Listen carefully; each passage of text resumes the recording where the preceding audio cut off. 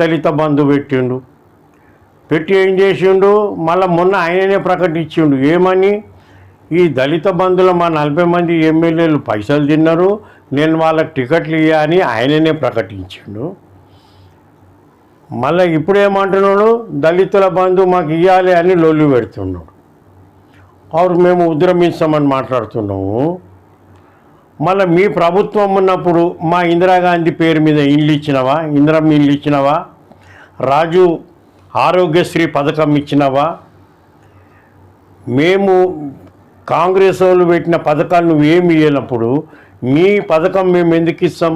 నువ్వు SC corporation బంద్ చేసి ఆ పైసలు దళిత బంధు అని ఇచ్చినావు. దళిత బంధు కూడా ఇంటికి 10 లక్షలు ముట్టలేదు దళితులకు. మేము ఇప్పుడు ఎస్సీ కార్పొరేషన్ ఇప్పినాం, కొన్ని కోట్ల రూపాయలు వేసి దళితులకు ఇస్తాం మేము. కానీ నీళ్ళక బట్టవాడి మాటలు మాట్లాడడం, ఆ దళిత బంధు మీ పథకం మీరు ఇచ్చుకోరు.